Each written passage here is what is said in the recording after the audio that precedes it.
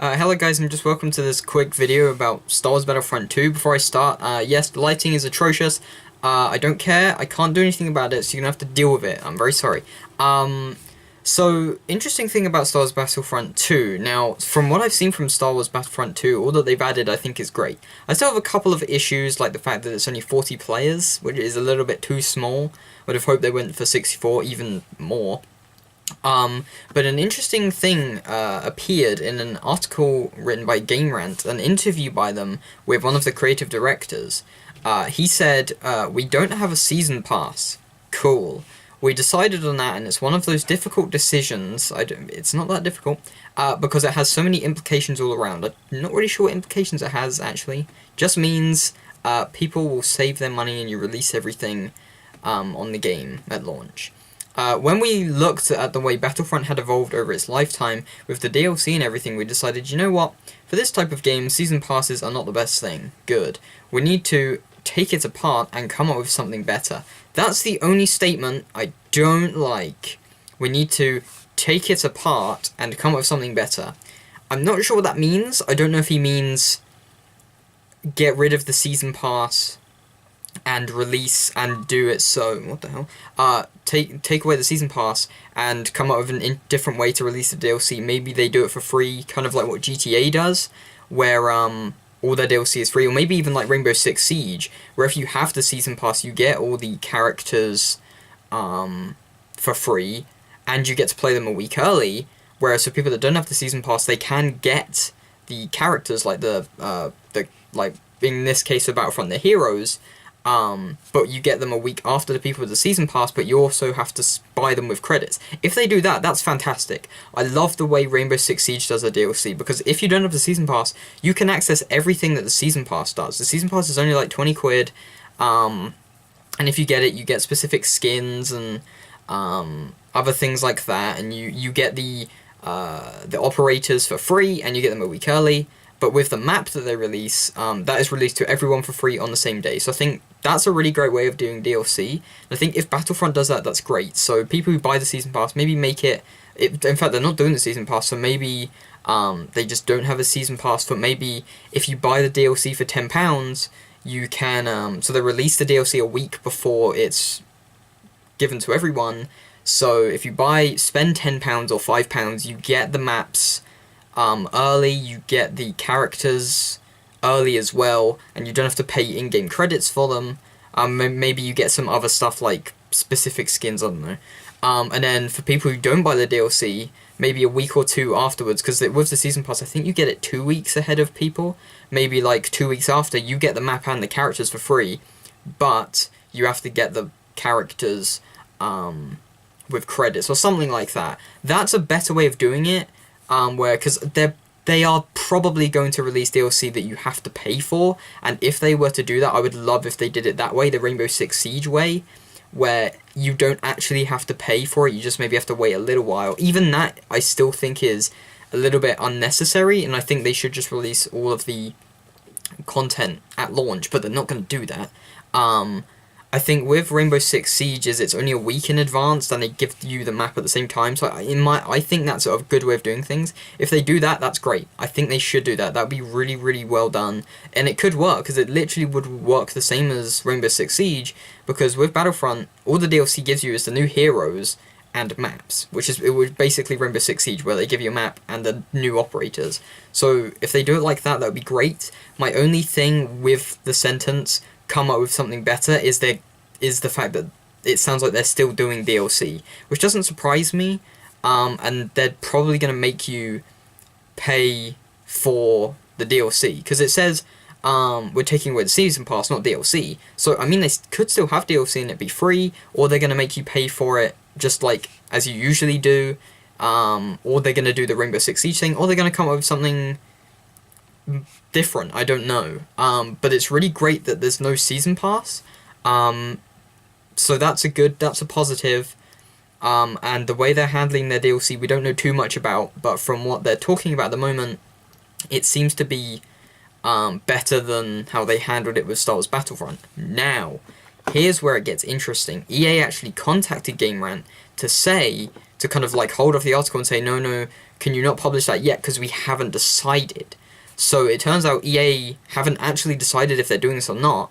So it's not a false claim that they're not doing season passes. It's not like the developers just said that and it's actually false. It seems to be that EA are thinking about it. Now with EA, they're not the best company in the world. So there's still a possibility that there will be a season pass, but there is talks that there won't be. So at least there's that. So I think, in the end, I think that the way the developers talking, the fact that EA have had this idea, I reckon they're going to get rid of the season pass, especially with the amount of complaints that the first one had. Because I think if they announce they're doing a season pass, no one's buying the game. There's going to be a lot of complaints. So I think if they do it, it's literally a suicide, basically. They're going to kill the game if they announce that. Because so many people complained before, and if they do it again, it's gone. So I reckon they are going to get rid of it, and I'm not sure how they're going to release the DLC. As I said, I would love if they do it in the same way as Rainbow Six Siege. That would be great. I mean, in the best world possible, they would just release the DLC for free. Or we just get everything at release. Now, I think the interesting thing with the DLC is they're doing everything from all eras. So what are they going to do with the DLC? Are they literally going to hold back, like, Revenge of the Sith, and you have to pay for that or get it later? Because they've announced that Kamino, Darth Maul, and Yoda are going to be in the game at launch. So it'll be interesting to see what they're going to do. Are they going to hold back heroes and some maps from certain eras and wait, like what they did with Battlefront, where they kind of hold it back? I don't know. It would be really cool if maybe they add new planets, or new planets that are in the Star Wars universe that do exist, like, around the time of the events, but they aren't in the movies. Like, stuff is going on those planets, actually on, like, during the timeline, but they weren't exploring the planets. That would be cool, kind of like Sullust. Sullust wasn't actually technically in any of the original trilogy. That would be really interesting if they did that, instead of, so all the areas and all the heroes, you get them, maybe a couple they hold back, maybe they hold back, like, Jango Fett or something, and then they release new planets that weren't in the movies, but were kind of, things were happening on them in the timeline. I think that would be kind of interesting. Now, technically with Sullust, not a lot was happening on the planet, but it wasn't in the original trilogy. It was mentioned, but they did actually add it in the game, and they didn't add it for DLC, which is interesting. The fact that they put a planet in the game that's not even shown in the original trilogy, but, like, held back Bespin or something like that. But so maybe they'll do something like that. I would prefer if they did that, where they came out with new content, like actually new stuff that wasn't in the movies for DLC, instead of holding back, like, the Attack of the Clones era or something. Maybe they would hold back game modes, like a pod race game mode, and then release that or something. I don't know. But they're going in the right direction. They've listened to the fans. They're adding a story, which sounds great. They're adding all eras. They're adding space battles. So they are listening. And if they don't do a season pass, that's more of a positive. And I'm really happy with the way DICE and EA are going, the direction they're going with this game. As I said, they seem to be listening, and they seem to be going in the right direction. I really hope they don't mess this up and actually do a season pass, because that would suck. But yes, they're going in the right direction. Let's just hope the game's actually good, because I like the first Battlefront, and the biggest issues that I had were the season pass. There was no story, there wasn't enough content at release, not all the eras were in there, and they seem to be adding everything people complained about. So it's really great that they're listening, and I think if this game is an improvement on the first Battlefront, I think it's going to be my favourite game of the year, without a doubt, I think. Especially if the campaign's great, especially if it's really interesting.